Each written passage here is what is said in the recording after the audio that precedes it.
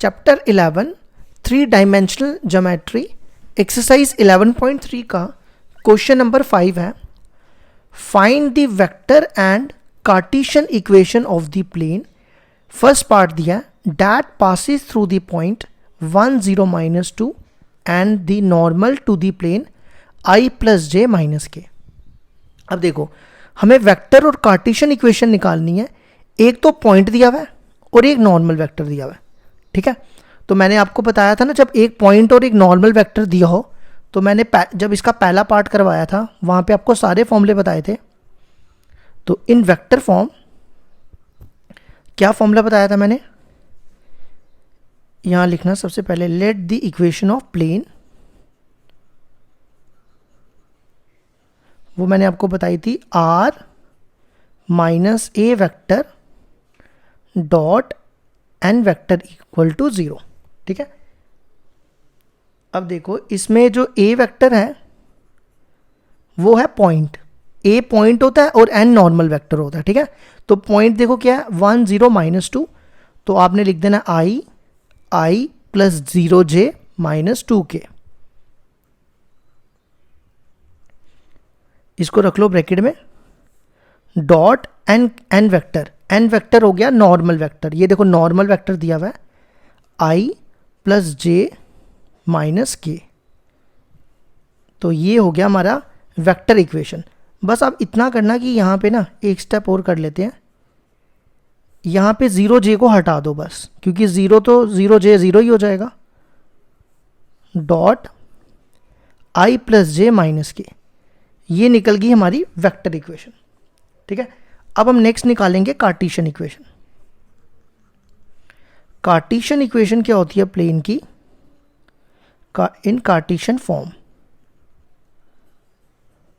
देखो Cartesian form होती है a × x - x1। ये कौन से कार्टेशियन इक्वेशन है, याद रखना एक पॉइंट वाली, जब एक पॉइंट और एक नॉर्मल वेक्टर दिया हो, ठीक है। अब देखो ये है ना, ये पॉइंट, ये होता है x1, ये x1, ये y1, ये z1। यहाँ पे चाहिए ना हमें x1 y1 z1, वो पॉइंट होता है, ठीक है। फिर इस नॉर्मल वेक्टर की डायरेक्शन रेशियो तो देखो क्या है, i का कोफिशिएंट है 1, j का कोफिशिएंट है 1 और k का कोफिशिएंट है -1। तो ए बी सी जो होती है वो होता है डायरेक्शन रेशियो नॉर्मल वेक्टर की।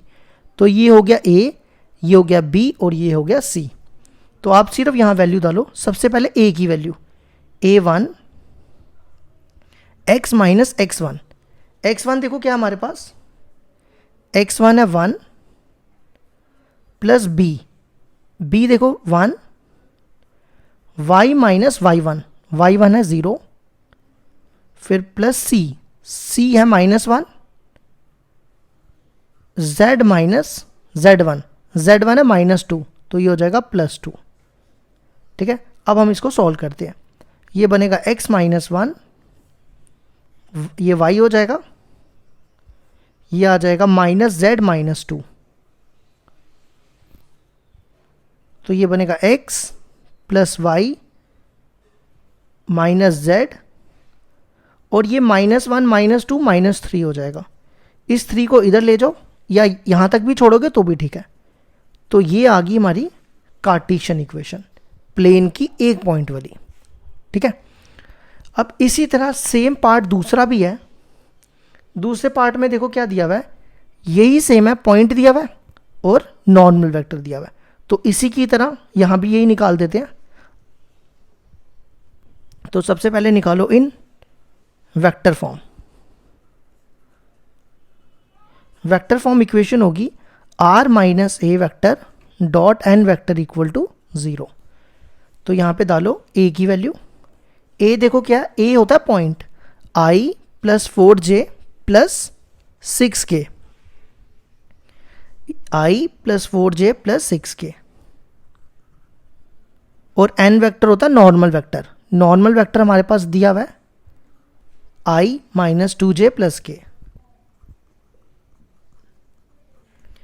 इसी तरह इन कार्टेशियन फॉर्म, ये वेक्टर फॉर्म आ गई, ठीक है। अब हम निकाल रहे हैं कार्टेशियन फॉर्म। कार्टेशियन फॉर्म तो मैंने ये लिखी हुई है ना, तो यही यहाँ पे भी यही यूज़ करेंगे, a x minus x1 plus b y minus y1 plus c z minus z1। ये x1 y1 z1 होता है पॉइंट, तो पॉइंट है हमारे पास 1 4 6, तो मैं यहाँ लिख रहा हूँ ये हो गया x1 y1 z1।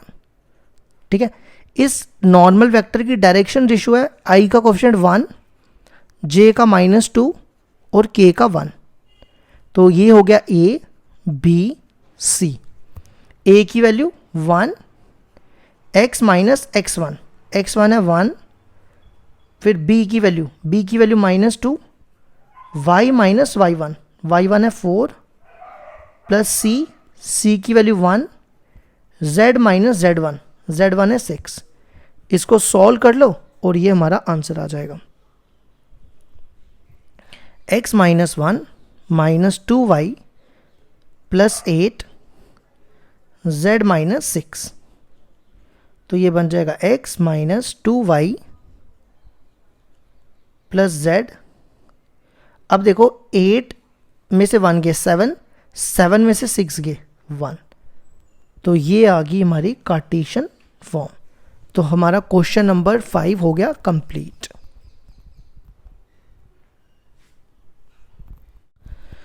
वो होती थी x minus x1, y minus y1, ये गलती से मैंने y2 लिख दिया था, z माइनस z1, फिर x2 minus x1, y2 minus y1, z2 minus z1, x3 minus x1, y3 minus y1 और z3 minus z1 equal to 0।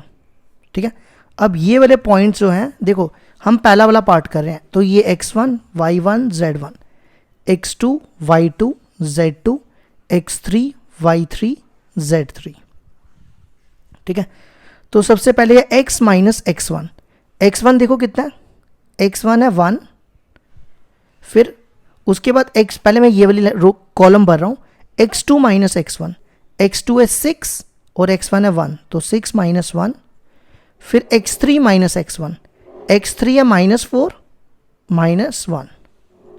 ठीक है, फिर y माइनस y1, y1 देखो कितना है, y1 है 1, y2 माइनस y1 4 -1, फिर y3 माइनस y1 -2 -1, फिर उसके बाद z माइनस z1, z1 देखो कितना है, z1 है -1, तो ये +1 हो जाएगा। फिर उसके बाद है z2 माइनस z1, z2 कितना है -5 +1, क्योंकि बीच में माइनस है इसलिए प्लस होता जा रहा है। फिर नेक्स्ट है z3 माइनस z1, 3, ये माइनस है बीच में तो प्लस हो जाएगा। अब आपने इस डिटर्मिनेंट को एक्सपैंड करना है और हमारा आंसर आ जाएगा। तो पहले तो हम इसको ना एक काम करते हैं, अब मैं ये इसको सॉल्व कर लो, पहले यहाँ लिख रहा हूँ x minus 1 y minus 1 z plus 1, 6 में से 1 के 5, ये हो जाएगा -5, फिर 4 में से 1 के 3, -3 -4 4 इक्वल टू 0। अब इसको एक्सपैंड करते हैं, देखो यहाँ होता है प्लस माइनस प्लस, तो यहाँ पे लिखो x माइनस 1, इस कॉलम और इस रो को छोड़ दो, 12 -12, फिर माइनस y माइनस 1, अब इस कॉलम और इस रो को छोड़ दो, 12 और नहीं 5 4 ज़ा 20, 5 4 ज़ा 20 और बीच में माइनस होता है इनके, फिर प्लस z प्लस 1, इस कॉलम और इस रो को छोड़ दो, -15 और बीच में माइनस होता है तो ये हो जाएगा प्लस। तो देखो ये तो 0 हो गया, ये भी 0 हो गया, तो ये भी 0 हो गया, ये तो सारा ही 0 आ गया, तो मतलब 0 इक्वल टू 0। तो हमारा इसका मतलब हमें प्लेन की इक्वेशन यहाँ पे नहीं मिली।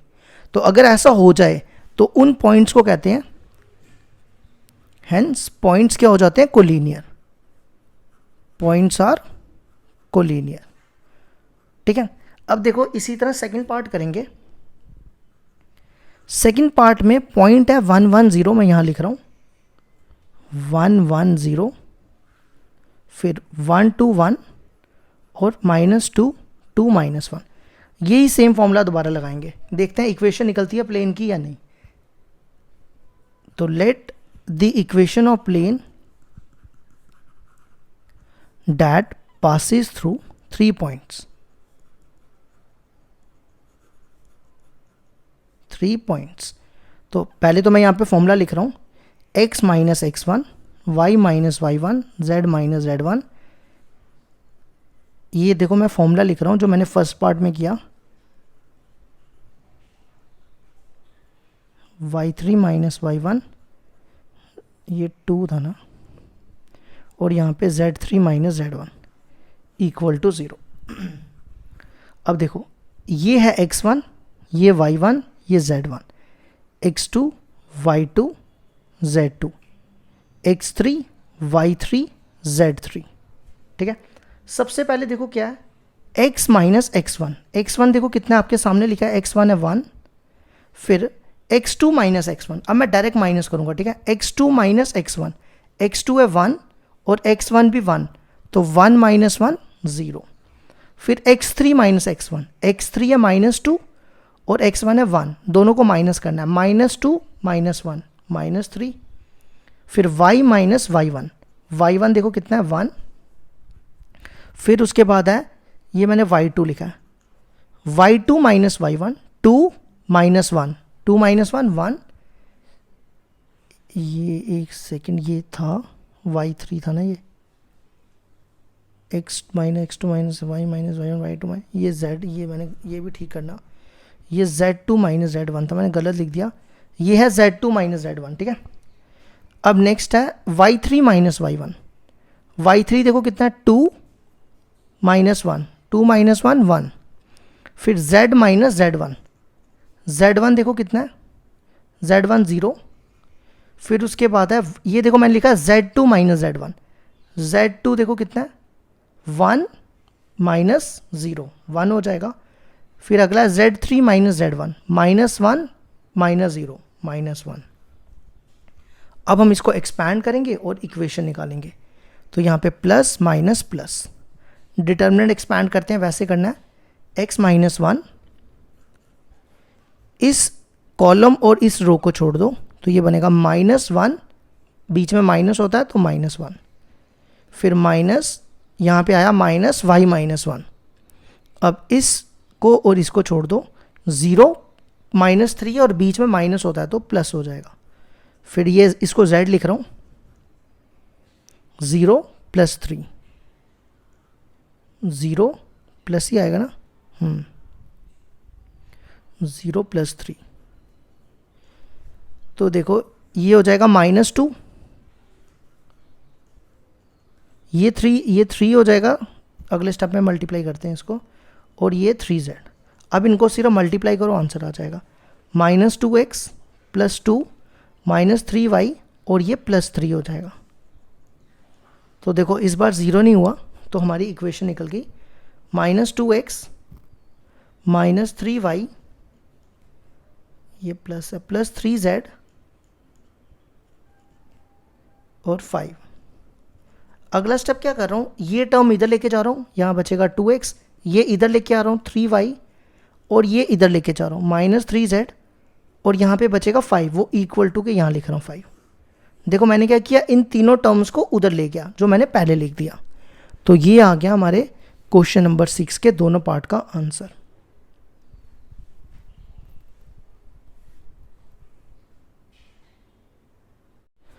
क्वेश्चन नंबर 7 है हमारे पास, find the intercept cut off by the plane 2x plus y minus z equal to 5। तो देखो हमें क्या निकालनी है, इंटरसेप्ट निकालने हैं। तो सबसे पहले मैंने आपको इसके पहले पार्ट में इंटरसेप्ट इक्वेशन बताई थी ना, तो ये होती थी इंटरसेप्ट इक्वेशन, और इसमें ये जो ए बी सी थे ये होते थे इंटरसेप्ट्स। तो हमें निकालना है इस क्वेश्चन में ए बी सी की वैल्यू।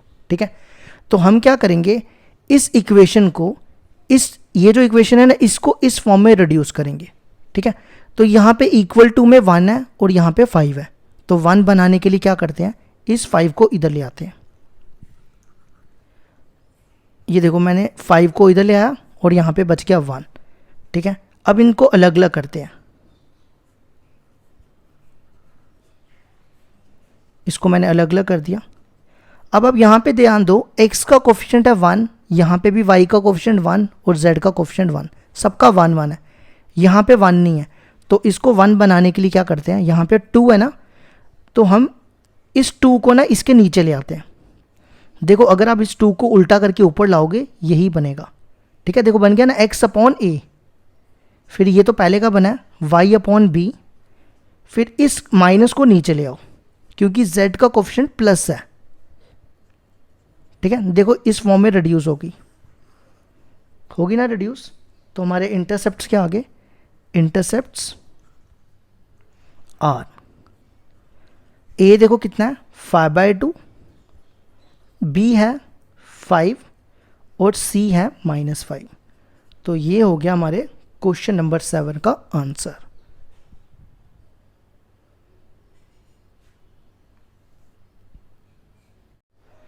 क्वेश्चन नंबर 8 है हमारे पास, find the equation of the plane. हमें प्लेन की इक्वेशन निकालनी है with intercept 3 on the y axis and parallel किसकी है, ZOX प्लेन की। अब मेरी बात ध्यान से सुनना, ठीक है। हमें निकालनी है प्लेन की इक्वेशन। ये मान लो कोई प्लेन है, ये प्लेन है, ठीक है, मैंने इस फॉर्म में प्लेन बना दिया। अब इसका intercept 3 on the Y axis, देखो अगर ये होता है x, ये y और ये z, इसको कहते हैं 3, ये होता है 3 इंटरसेप्ट, मतलब ये डिस्टेंस 3 है, तो ये पॉइंट हो जाएगा 0 3 0, ऐसा ही होगा ना, क्योंकि यहाँ पे x और z वाले 0 होंगे और y की ये 3 हो गया y एक्सिस पे, ठीक है। और कहता है ये प्लेन ना किसके पैरेलल है, ZOX के, ZOX, ये मान लो x, ये O, ये Z, ये प्लेन इस प्लेन के पैरेलल है, ठीक है। अब मेरी बात ध्यान से सुनो, हमारे पास इस प्लेन पे एक पॉइंट मिल गया, ठीक है, पॉइंट मिल गया हमें 0 3 0, ठीक है। अब ये दोनों प्लेन आपस में क्या है, पैरेलल। अच्छा, ZOX का मतलब क्या होता है, ZOX का मतलब कि y इसमें क्या होगा, 0 होगा ना, y 0, क्योंकि इसमें y तो है ही नहीं। अच्छा, अब y इक्वल टू 0 है ना, मैं इसकी ना डायरेक्शन रेशियो निकालना चाहता हूँ, जैसे क्वेश्चन नंबर 1 किया था ना, उसी फॉर्म में कर रहा हूँ मैं इसको। देखो मैं इसको ऐसा लिख रहा हूँ, चलेगा ना, 0x 0 1y y 0z 0 0 हो जाएगा और 0। देखो ये और ये पूरा बराबर है, तो इसकी डायरेक्शन रेशियो क्या हो जाएगी, 0 1 0, मतलब इस प्लेन की डायरेक्शन रेशियोज आ गई 0 1 0, ठीक है। ये प्लेन इसके पैरेलल है। मैंने आपको बताया था angle between two planes, if two planes are parallel, अगर दो प्लेन्स पैरेलल होते हैं ना, जो डायरेक्शन रेशियो इसकी है ना वही इसकी हो जाएगी। समझ आई मेरी बात, इसकी डायरेक्शन रेशियो 0 1 है, 0 1 0 है, तो इसकी भी डायरेक्शन रेशियो 0 1 0 हो जाएगी। क्यों, क्योंकि ये दोनों प्लेन्स क्या है, पैरेलल। समझ आई, तो हम यहाँ पे लिखेंगे direction ratio of plane ZOX that is क्या आएगी, 0 1 0। तो जो हमें फाइंड करना है plane, direction ratio of plane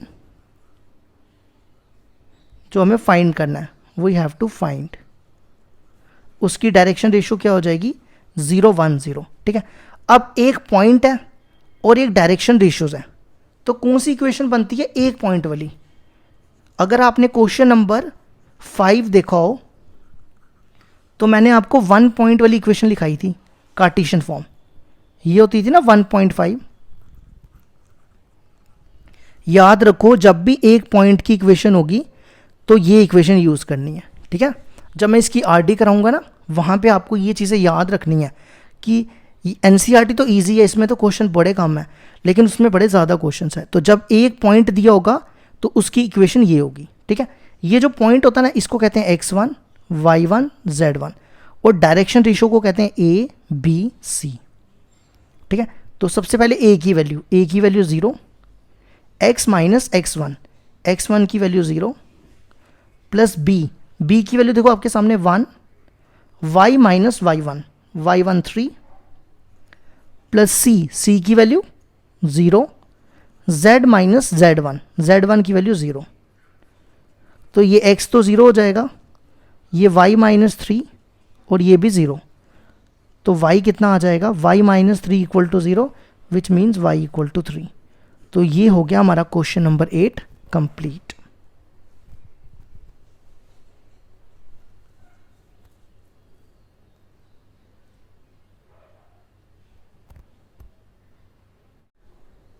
question number 9 है हमारे पास, find the equation of the plane through the intersection of the plane 3x minus y plus 2z minus 4 equal to 0 and x plus y plus z minus 2 equal to 0 और point दिया हुआ है 2 to 1। देखो अगर आपको मैंने इससे पहले जो पढ़ाया था ना पहले वाले पार्ट में, उसमें मैंने आपको बताया था कि अगर दो प्लेन की इंटरसेक्शन निकालनी, दो प्लेन की इंटरसेक्शन करके, ये एक प्लेन दिया है और ये दूसरा प्लेन दिया है, दोनों की इंटरसेक्शन करके हमें इक्वेशन निकालनी हो तो कैसे निकालते हैं। देखो याद रखो, इसके लिए आपने क्या याद रखना है, इंटरसेक्शन ऑफ टू प्लेन्स। देखो दो प्लेन्स है ना, तो मैं वही लिखने जा रहा हूं, let the equation of plane through the intersection of, इसमें लैंग्वेज भी लिखना जरूरी होता है, through the intersection of two given planes. कैसे निकालते हैं, याद रखना आपने क्या करना है, पहली इक्वेशन लिखनी है, पहली इक्वेशन लिखी जो प्लेन की दी है, ठीक है, ये लिख दी पहली इक्वेशन, प्लस लैम्डा टाइम्स दूसरी इक्वेशन लिख देनी है, ठीक है। ये मैंने आपको पढ़ाया पहले वाले पार्ट में। आपने क्या करना है, जब भी आपको बोला intersection of two planes, first equation लिख के प्लस लैम्डा टाइम्स दूसरी इक्वेशन लिख के, ठीक है। इस पे 6 मार्क्स का क्वेश्चन आता है बोर्ड में। अब क्या करना है, अभी इसको फर्स्ट नहीं लेते, इन दोनों में देखो क्या कॉमन है, x कॉमन है ना, तो इधर बचेगा 3 प्लस, अब देखो ये इससे मल्टीप्लाई होगा, ये बनेगा लैम्डा x, तो इन इसमें और इसमें x कॉमन ले लिया, तो यहाँ बचा 3 प्लस लैम्डा और x ये ले लिया कॉमन। फिर इसी तरह इन दोनों में y कॉमन, y को बाद में लिखते हैं, पहले यहाँ बचेगा -1, अब देखो ये बनेगा y lambda, y lambda, lambda y, तो दोनों में y कॉमन आ जाएगा, यहाँ बचेगा प्लस लैम्डा और y बाहर।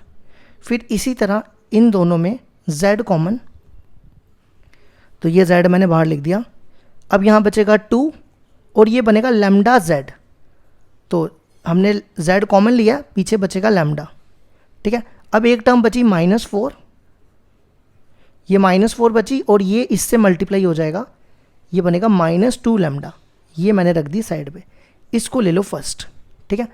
अब हम क्या करेंगे, हमारे पास जो ये पॉइंट दिया ना, इसको यूज़ करेंगे एट 2 to 1। आपने क्या करना है, ये x की जगह, ये y की जगह और ये z की जगह इस इक्वेशन में डालना है, तो यहाँ से लैम्डा की वैल्यू आ जाएगी, और आपने क्या करना है, जब लैम्डा की वैल्यू आएगी तो लैम्डा की वैल्यू वापस इस इक्वेशन में डाल देनी है, ठीक है। तो अब x की जगह 2 डालो, ये देखो मैंने x की जगह 2 डाल दिया, फिर y की जगह 2 और फिर z की जगह 1 और बाकी सेम लिख दो, -4 -2 लैम्डा, ठीक है। अब हम इसको सॉल्व करके लैम्डा की वैल्यू निकालते हैं, 6 + 2 लैम्डा -2 + 2 लैम्डा 2 + लैम्डा -4 -2 लैम्डा, ये और ये कैंसिल, पहले लैम्डा वाले ऐड करो, 2 लैम्डा और लैम्डा, सिर्फ बचा 3 लैम्डा। अब कांस्टेंट आ जाओ, 6 - 2 4 और ये 4, ये 2 और ये 2 काट दो, 6 में से 4 गया, ये बचेगा 2, तो लैम्डा की वैल्यू कितनी आ जाएगी, -2/3। अब ये -2/3 हम कहाँ पे डालेंगे, फर्स्ट में, यहाँ लैम्डा जहाँ जहाँ पे है ना, वहाँ वैल्यू हम डाल देंगे, पुट लैम्डा इक्वल टू -2/3 इन 1, ठीक है। तो सबसे पहले है 3 प्लस लैम्डा, लैम्डा की जगह -2/3 x, फिर -1 प्लस लैम्डा y, लैम्डा की वैल्यू डाल दो -2/3 y, फिर 2 प्लस लैम्डा z, लैम्डा की जगह -2/3 और लास्ट में -4 -2 लैम्डा, अब यहाँ पे भी डाल दो लैम्डा की वैल्यू -2/3, अब इसका एलसीएम लो, ये एलसीएम लेके आ जाएगा 3 3 ज़ा 9, 9 में से 2 गए 7, फिर यहाँ पे भी -3 एलसीएम ले रहा हूँ, -3 -3 -2 -5/3 y, फिर यहाँ पे एलसीएम 3 2 ज़ा 6, 6 में से 2 गए 4/3 z, फिर यहाँ पे ये देखो क्या बनेगा -4, ये बनेगा +4/3, इसका एलसीएम लो, 4 3 ज़ा 12, -12 में से 4 गए -8/3, अब इनका एलसीएम ले लो, 3 एलसीएम आ जाएगा, ऊपर तो सेम बन जाएगा, अब 3 को इस तरफ फेंक दो तो 0 × 3 0 हो जाएगा। तो ये आ गई हमारी equation intersection of two planes. याद रखो जब भी आपको बोला होगा दो प्लेन की इंटरसेक्शन निकालनी है तो first equation plus lambda times दूसरी इक्वेशन, क्योंकि डेफिनेटली यहाँ से 6 मार्क्स का क्वेश्चन आता है पेपर में। ठीक है, तो ये हो गया हमारा क्वेश्चन नंबर 9। क्वेश्चन नंबर 10 जो है ना बिल्कुल सेम है 9 की तरह। Find the vector equation of the plane passing through the intersection of the plane. देखो फिर से आ गया intersection of the planes. r dot 2i + 2j - 3k = 7, r dot 2i + 5j + 3k = 9 and through the point 2 1 3। तो देखो same वही करेंगे, first equation plus lambda time दूसरी इक्वेशन, लेकिन हम इसको ना पहले कार्टेशियन फॉर्म में कन्वर्ट करेंगे। ये वेक्टर फॉर्म में दिया ना, तो इसको कार्टेशियन फॉर्म में कन्वर्ट कर लो। आपने क्या करना है, यहाँ पे r की वैल्यू डालनी है, xi + yj + zk dot 2i + 2j - 3k = 7। इन दोनों का डॉट प्रोडक्ट करो, ये बनेगा i को i के साथ 2x, फिर j को j के साथ 2y, फिर k को k के साथ -3z। और अगला स्टेप क्या करना है, ये 7 को इधर ले आओ, तो ये देखो बन गई पहली इक्वेशन। ठीक है, इसी तरह दूसरी इक्वेशन को कन्वर्ट करेंगे, r dot 2i + 5j + 3k = 9। अब यहाँ पे भी r की value xi + yj + zk dot 2i + 5j + 3k = 9। अब इसको भी डॉट प्रोडक्ट करो, ये बनेगा 2x 5y + 3z, और ये जो 9 है इसको इधर ले आओ। अब हमें कौन सी इक्वेशन निकालनी है, इंटरसेक्शन ऑफ द प्लेन्स। ये दोनों की इंटरसेक्शन, प्लेन्स की इंटरसेक्शन निकालनी है। तो क्या बताया मैंने आपको, first equation plus lambda times दूसरी इक्वेशन। ठीक है, तो देखो लेट, और पॉइंट भी याद रखना 2 1 3, पॉइंट याद रखना। ठीक है, 2 1 3। Let the equation of plane through the intersection of plane first and second. First देखो कौन सा ये है और सेकेंड ये है, तो पहली इक्वेशन लिखी यहाँ पे -7 प्लस लैम्डा टाइम्स दूसरी इक्वेशन ये वाली। अब हम इसको सॉल्व करेंगे, लैम्डा की वैल्यू निकाल के वापस इसमें डाल देंगे। सबसे पहले देखो इन दोनों में क्या कॉमन है, इन दोनों में क्या कॉमन दिख रहा है, मैं सिर्फ x ले रहा हूं, मैं 2 नहीं ले रहा। ठीक है, मैं सिर्फ x लूंगा, ये x मैंने बाहर निकाल दिया, यहां बचेगा 2। ये देखो मल्टीप्लाई करके क्या बनेगा 2 लैम्डा x, तो यहां पे बचेगा 2 लैम्डा। ठीक है, फिर इन दोनों में y कॉमन, वो मैं यहां रख रहा हूं, तो यहां बचेगा 2, और ये देखो कितना बनेगा 5 लैम्डा y, तो मैंने y कॉमन निकाला था ना, तो पीछे बचा 5 लैम्डा। ठीक है, इसी तरह इसमें और इसमें दोनों में z कॉमन, तो यहां बचेगा -3, और ये मल्टीप्लाई होके कितना बनेगा 3 लैम्डा z, तो दोनों इसमें क्या कॉमन है, z कॉमन लिया तो पीछे बचेगा 3 लैम्डा। ठीक है, फिर लास्ट क्या रह गया -7, और ये इससे मल्टीप्लाई हो जाएगा -9 लैम्डा। इस इक्वेशन को ले लो थर्ड। अब इसमें पॉइंट डालेंगे, मैंने आपको पॉइंट बोला था ना याद रखने के लिए, क्या पॉइंट था 213। क्वेश्चन में देखो गिवन है ये, आप क्वेश्चन को पढ़ सकते हो। अब ये पॉइंट आप इस इक्वेशन में रिप्लेस करो, ठीक है। x की जगह आपने डालना है x की जगह 2, y की जगह 1 और z की जगह 3। 2 + 2 लैम्डा x की जगह 2, फिर 2 + 5 लैम्डा y की जगह 1, फिर -3 + 3 लैम्डा z की जगह 3, -7 - 9 लैम्डा = 0। तो ये हो जाएगा 4 + 4 लैम्डा, ये बनेगा 2 + 5 लैम्डा, ये बनेगा -9 + 9 लैम्डा, -7 - 9 लैम्डा = 0। ये और ये कैंसिल। अब लैम्डा वाले देखो कितने हैं, 4 + 5, ये हो गया 9 लैम्डा। फिर कांस्टेंट वाले देखो कितने हैं, 4 + 2 6, 6 में से 9 गए, -3 - 7 10। तो 9 लैम्डा = 10, लैम्डा = 10/9। ये वैल्यू आपको डालनी है किस में, थर्ड इक्वेशन में,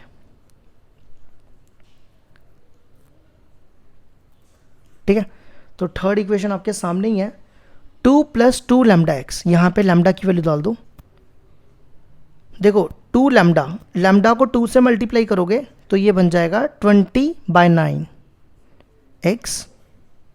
फिर इसी तरह 2 + 5 लैम्डा, 5 से मल्टीप्लाई करोगे 5 × 10 = 50। फिर नेक्स्ट y भी लिखना है यहाँ पे, प्लस -3 + 3 लैम्डा, लैम्डा को 3 से मल्टीप्लाई करो, 3 × 10 = 30।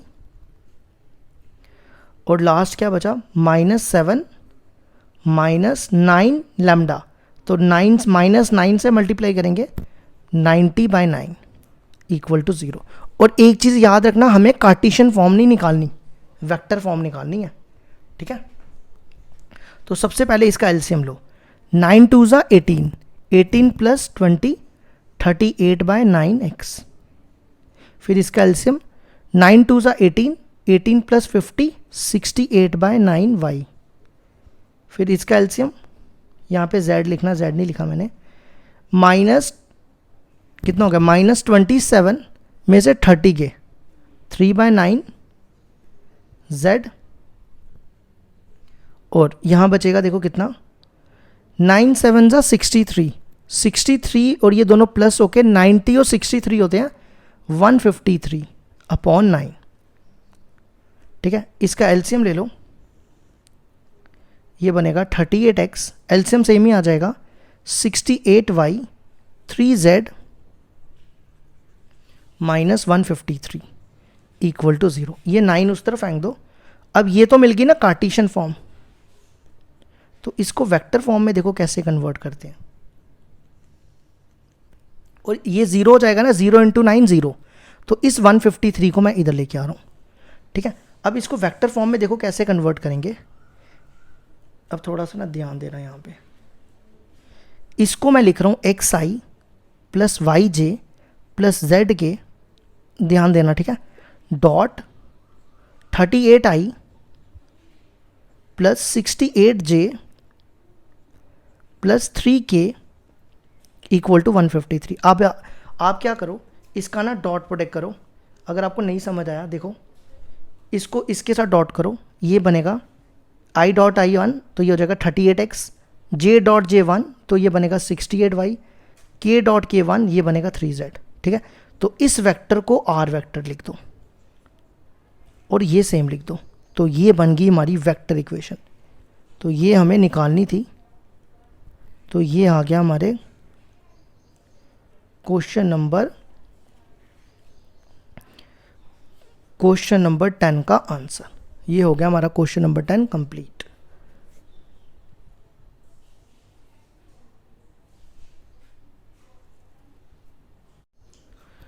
क्वेश्चन नंबर 11 है हमारे पास, find the equation of the plane through the line of intersection of the plane x + y + z = 1 and 2x + 3y + 4z = 5 which is perpendicular to the plane x minus Y plus Z equal to 0। देखो फिर से same question है, intersection निकालनी है दो planes की, यही करना है पहली इक्वेशन प्लस लैम्डा टाइम्स दूसरी इक्वेशन।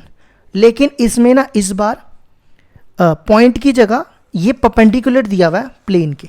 तो देखो कैसे करेंगे, क्या करना है, this equation plus lambda times this equation. तो इसको ना मैं इसी स्टेप में कर रहा हूँ, यहाँ पे ना -1 लिख रहा हूँ, इस 1 को इधर ला रहा हूँ और इक्वल टू 0 लिख रहा हूँ। इसी तरह इस 5 को इधर ला रहा हूँ और इक्वल टू में 0 लिख रहा हूँ। ठीक है, तो देखो यहाँ लिखेंगे let the equation of plane through the intersection of given planes। तो क्या करना है, ये जो फर्स्ट इक्वेशन दी है ये वाली first, x plus Y plus Z minus 1 यहां लिखा, प्लस लैम्डा टाइम्स दूसरी equation 2x plus 3y plus 4z minus 5। ये क्वेश्चन ना काफ़ी बार पेपर में बोर्ड में 6 मार्क्स का आया हुआ है, इस टाइप का क्वेश्चन आता है 6 मार्क्स का। ठीक है, अब क्या करो, इन दोनों में x कॉमन निकालो, यहाँ पे बचेगा 1 प्लस 2 लैम्डा, यहाँ पे लिखो, ये देखो इसको ना मैंने मल्टीप्लाई कर रहा हूँ तो ये बनेगा 2 लैम्डा x। तो दोनों में x कॉमन निकाला ना, तो यहाँ बचा 1 और यहाँ बचा 2 लैम्डा। इसी तरह इन दोनों में y कॉमन, यहाँ बचेगा 1 और ये बनेगा 3 लैम्डा y। तो y कॉमन आ जाएगा, पीछे बचेगा 3 लैम्डा। अब इन दोनों में z कॉमन, तो ब्रैकेट में बचेगा, यहाँ बचेगा 1 और यहाँ पे बचेगा 4 लैम्डा, ये इससे मल्टीप्लाई होगा ना। और लास्ट हमारे पास बचा -1 और ये लैम्डा इससे भी मल्टीप्लाई होगा, तो ये बनेगा -5 लैम्डा। इस इक्वेशन को ले लो फर्स्ट।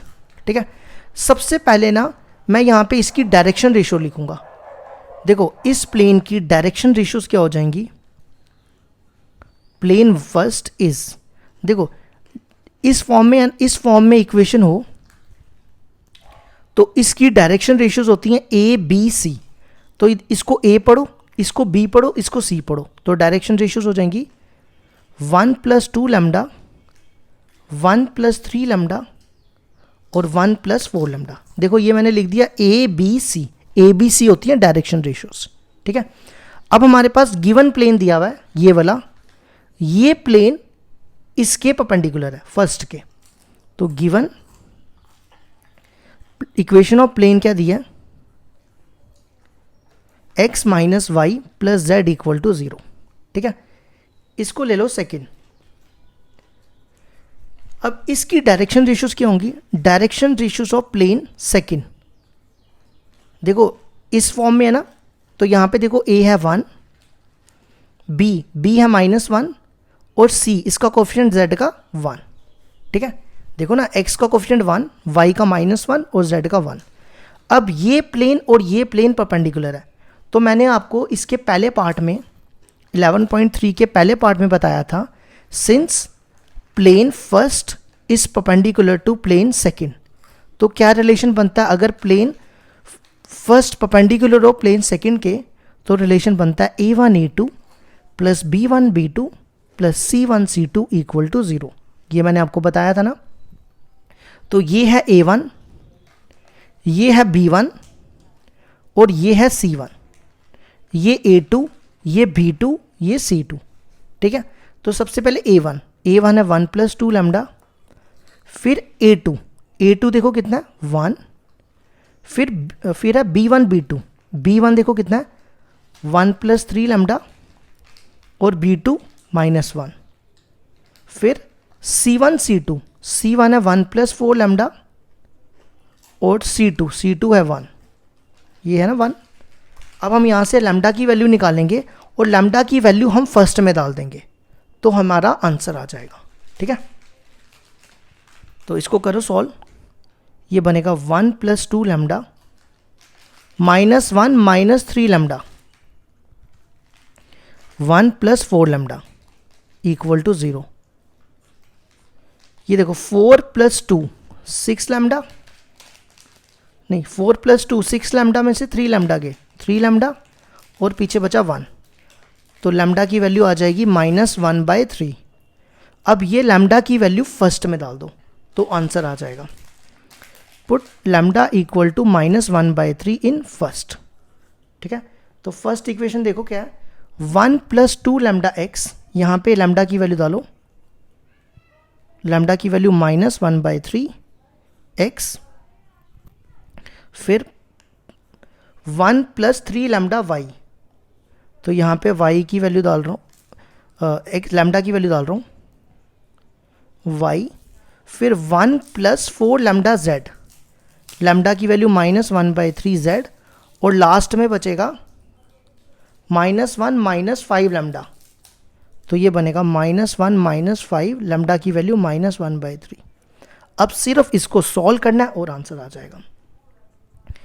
ये देखो क्या बनेगा, 1 - 2/3x, ये 3 कैंसिल, ये बनेगा 1 - 1 0, फिर ये बनेगा 1 - 4/3z, और ये बनेगा -1 + 5/3। अब इसको सॉल्व करो, एलसीएम लो, 3 में से 2 गए, 1/3, ये 0 तो खत्म, y खत्म हो जाएगा, 3 में से 4 गए, -1/3z, और -3, 3 में से 5 गए, 2/3, तो एलसीएम लो, आंसर आ जाएगा 3 एलसीएम x - z + 2 = 0। 3 को उस तरफ फेंक दो तो आंसर आ जाएगा x - z + 2 = 0। ये आ गई हमारी plane intersection of two planes की इक्वेशन।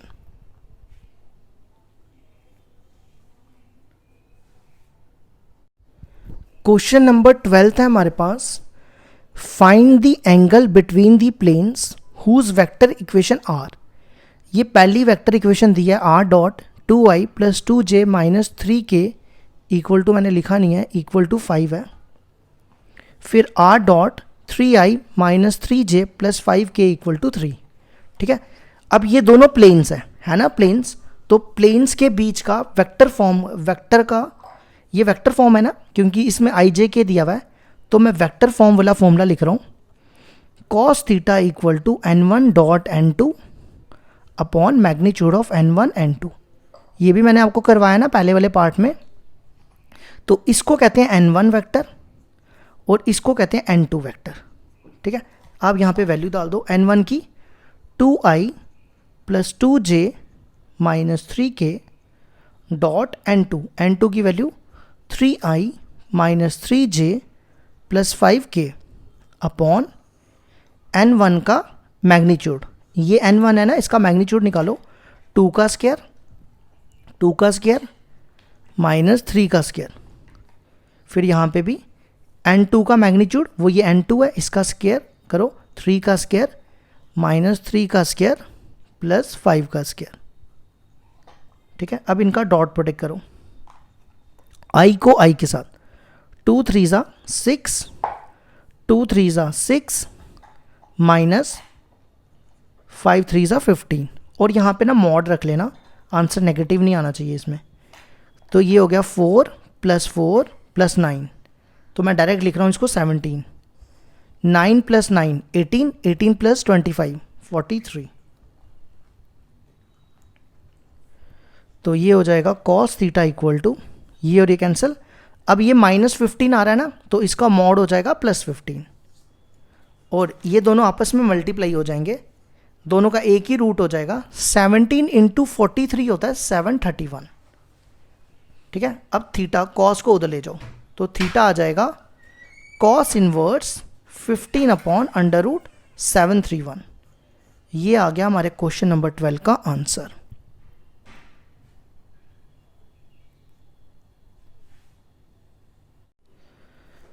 क्वेश्चन नंबर 13 है हमारे पास, in the following cases determine whether the given planes are parallel are perpendicular, in case they are neither find the angle between them.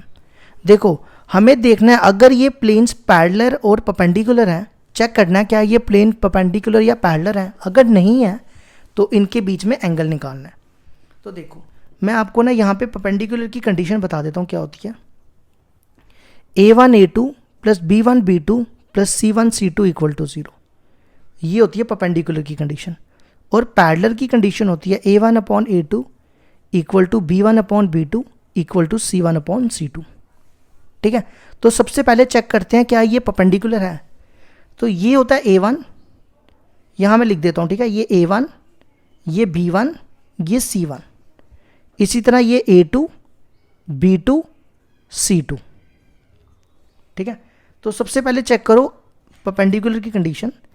A1 A2 plus B1 B2 plus C1 C2 equal to 0 आना चाहिए। अगर 0 आ जाएगा तो perpendicular हो जाएगा।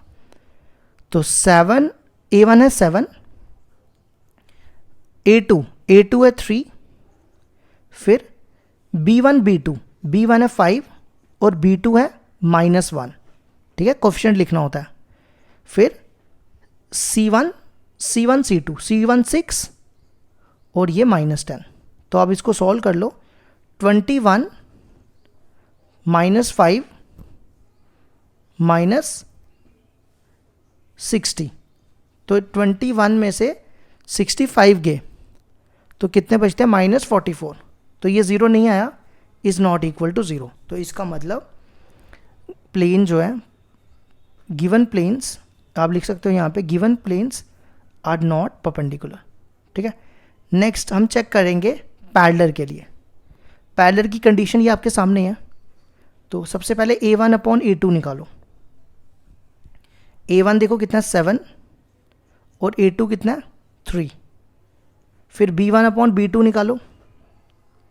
B1 देखो कितना 5 और B2 -1।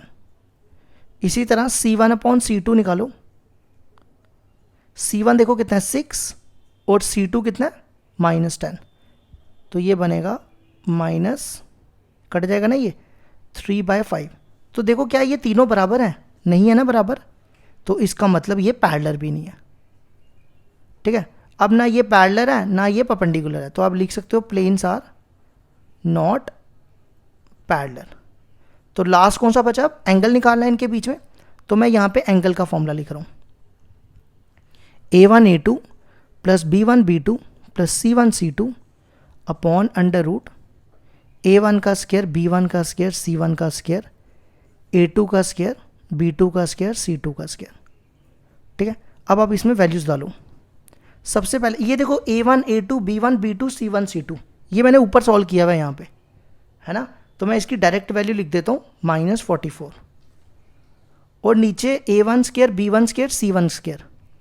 तो इसको भी मैं डायरेक्ट करूँगा। अब 7 का स्क्वायर 49, 5 का स्क्वायर 25, 6 का स्क्वायर 36। तो तीनों को प्लस कर लेना, 110 आएगा। ठीक है, इसी तरह अब हम निकालेंगे A2 का स्क्वायर B2 का स्क्वायर C2 का स्क्वायर। 3 का स्क्वायर 9 -1 का स्क्वायर 1, 9 + 1 10, और 10 का स्क्वायर 100, 100 + 10 110। और यहाँ पे ना मॉड रख लेना क्योंकि ये नेगेटिव नहीं होना चाहिए। तो कितना आ गया हमारा, थीटा को उधर ले जाओ तो ये बनेगा कॉस इनवर्स, ये मॉड है 44 हो जाएगा, और रूट 110 हो जाएगा 110। तो इसको काट लो, तो ये आ जाएगा काट के 11 के टेबल से काटोगे ना तो 11 4 बचेगा, और यहाँ पे बचेगा 10। फिर मैं 2 के टेबल से काट रहा हूँ, ये बनेगा 2/5। तो ये आ गया हमारे फर्स्ट पार्ट का आंसर। ठीक है, अब आ जाओ सेकंड पार्ट। सेकंड पार्ट में सबसे पहले परपेंडिकुलर की कंडीशन चेक करते हैं। A1 A2 plus B1 B2 plus C1 C2। A1 देखो कितना 2, और ये A1 ये B1 ये C1, 2 × A2 है 1, B1 B2, B1 है y का कोफिशिएंट 1 और B2 -2, फिर Z C1 है 3, और यहाँ पे देखो Z नहीं है, तो यहाँ पे Z नहीं है तो इसका मतलब Z हो जाएगा 0। तो ये आ गया 2 - 2, देखो 0 आ गया। तो हेंस प्लेन्स आर परपेंडिकुलर। बाकी कुछ भी निकालने की ज़रूरत नहीं है आपको, क्योंकि परपेंडिकुलर ही हो गया, या तो परपेंडिकुलर होगा या पैरेलल होगा या एंगल निकलेगा उसके बीच में। ठीक है, अब आ जाओ थर्ड वाले पार्ट पे। थर्ड वाला पार्ट ना मैंने पहले से चेक करके रखा हुआ है, ये पैरेलल है। तो मैं आपको सीधा पैरेलल की कंडीशन बता देता हूँ, परपेंडिकुलर नहीं आएगा, आप कर सकते हो चेक। आपने निकालना है A1/A2, निकालो। A1 है 2 और A2 है 3। फिर आपने निकालना है B1/B2, B1 है -2 और C1 है B2 है -3। फिर हमें निकालना है C1/C2। C1 देखो कितना है 4 और C2 6। देखो तीनों बराबर आ गए।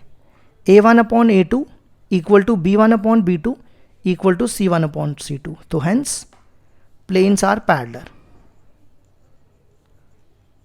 ठीक है, अब आ जाओ डी पार्ट।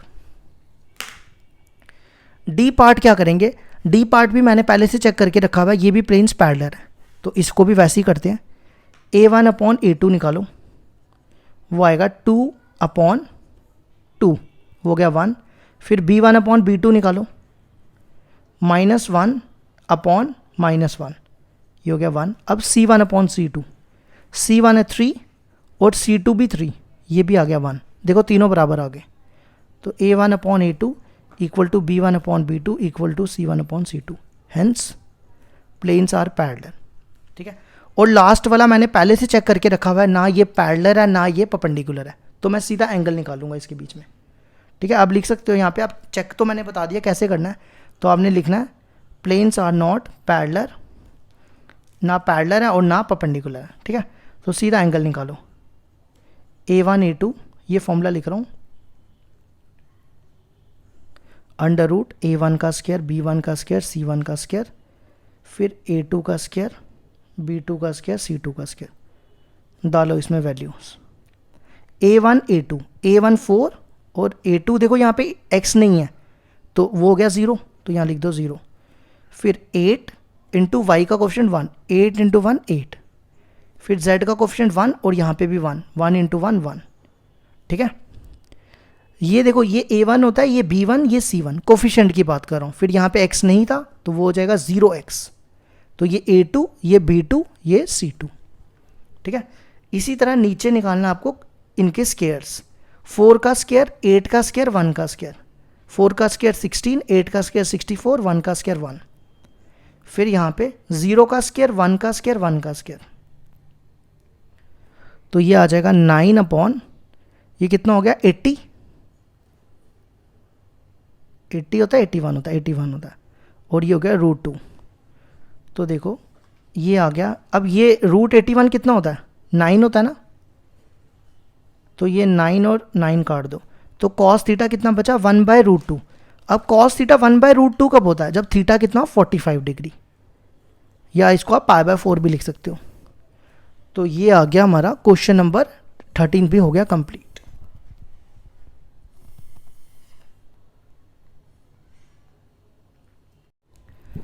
क्वेश्चन नंबर 14 दिया हमारे पास, in the following cases find the distance of each of the given point from the corresponding given planes point plane. अगर आपको याद हो, मैंने आपको ना सबसे जो इसका पहला पार्ट पढ़ा था ना, उसका लास्ट वाला फॉर्मूला, उसमें मैंने आपको बताया था distance of a point from a plane. अगर जिसने पढ़ा होगा ना उसको तो आ जाएगा समझ, जिसने नहीं पढ़ा होगा उसको भी आ जाएगा।